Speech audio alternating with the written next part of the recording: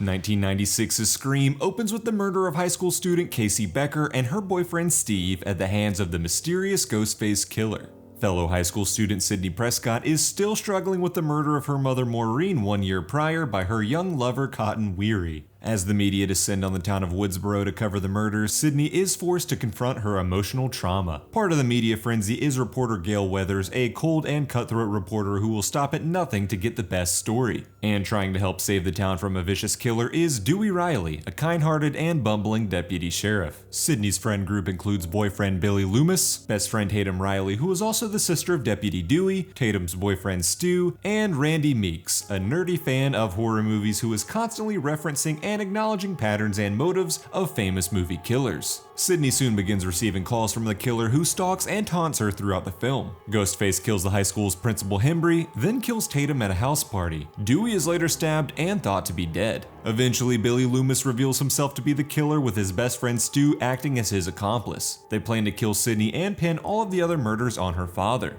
Billy also reveals that he had killed Sidney's mother Maureen the year prior and framed Cotton as Maureen was having an affair with Billy's father, driving his mother away. Just as Billy is about to kill Sidney, Gale arrives to intervene. Sidney and Gale kill Stu and Billy, and it's revealed that Dewey survived his knife wounds, although they did leave him with permanent nerve damage and a limp. Scream 2 opens with the premiere of Stab, a film based on the book Gale Weathers wrote about the Woodsboro Massacre. At the premiere, Windsor College students Maureen and Phil are murdered by a Ghostface copycat killer. Sidney Prescott was now enrolled at Windsor College and trying to move on with her life, so these new murders send her life into complete disarray. Fellow classmates of Sidney at Windsor College include her high school friend Randy Meeks, new best friend Hallie, her new boyfriend Derek Feldman, and Derek's best friend Mickey. Following the arrival of the copycat killer, Dewey Riley goes to Windsor College to ensure Sidney's safety. Gale Weathers arrives with a flurry of other reporters to cover the ongoing case and constantly butts heads with a reporter named Debbie Salt, who was obsessed with both the original case and Gale Weathers' coverage of it. Also at the college was Cotton Weary, who, following his exoneration of Maureen Prescott's murder, has become obsessed with the media attention and hopes to convince Sidney to sit down with him for a nationally televised interview with Diane Sawyer. Randy tries to uncover the new killer utilizing his knowledge of past horror films and their sequels, but he's eventually stabbed to death by the new Ghostface. Also murdered are sorority girl Cece Cooper and Sidney's best friend Hallie. As Gale and Dewey team up to try to solve the case, the cold-hearted Gale begins to soften up and even starts a relationship with Dewey. That love affair is quickly cut short when the pair are attacked by Ghostface and Dewey is brutally stabbed. As all of her friends are getting killed off around her, Sidney begins to suspect that once again it was her boyfriend behind the mask causing the massacre. But eventually Sidney discovers that her boyfriend Derek was truly innocent, as Mickey has Derek tied up and reveals himself to be the killer. Mickey kills Derek and confesses to Sidney his master plan, going on a murder spree and getting caught, only to blame violent movies like Stab for normalizing murder at his trial. And then Mickey reveals his accomplice, reporter Debbie Salt, who was actually Billy Loomis's mother who wanted revenge on Sidney for her son's death. Mrs. Loomis then kills Mickey and attacks Sidney, but just as Mrs. Loomis has the upper hand, Cotton Weary arrives to save Sidney. Cotton shoots Mrs. Loomis in the neck, but to ensure she was truly dead, Sidney puts another bullet in Mrs. Loomis's head. And so the new copycat killers were killed and the police and paramedics were on the scene.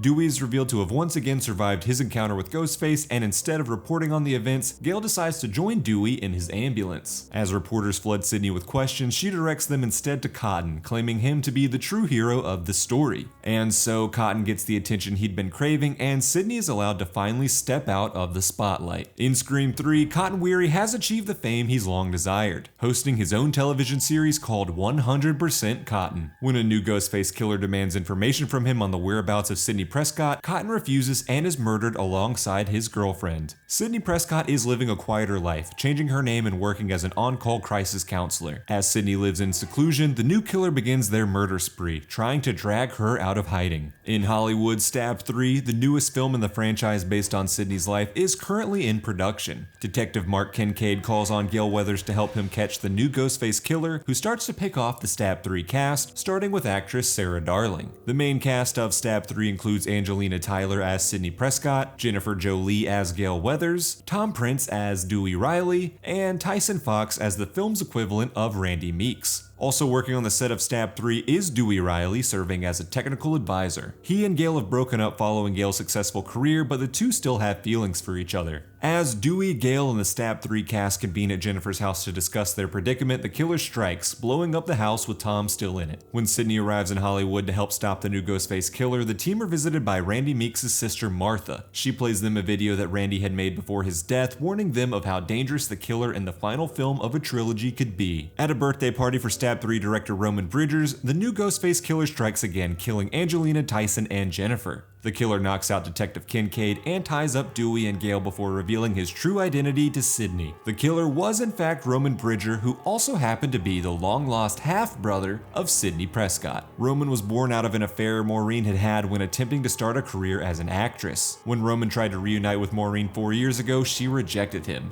And so, a bitter Roman secretly filmed all of Maureen's extramarital affairs, including the one she had with Cotton Weary and Billy Loomis's father. Roman then showed Billy those tapes and manipulated him into becoming the original Ghostface killer. And now Roman planned on pinning all of the Stab 3 cast murders on Sidney. The brother and sister engage in a fight, which Sidney ultimately wins, stabbing Roman 3 times before Dewey shoots him in the head. As the movie comes to a close, Dewey and Gale get engaged while Sidney finally feels at peace and that all of the murdering was over. And that brings us to Scream 4. It's been 15 years since the original Woodsboro massacre, and a new Ghostface killer has arrived in town, killing students at the high school. Sidney Prescott, back in her hometown on a press tour for her new book, is framed for the murders and is forced to stay in Woodsboro for the duration of the investigation. Meanwhile, Dewey Riley, now the sheriff of Woodsboro, and his team of deputies, including Judy Hicks, begin investigating the new murderer.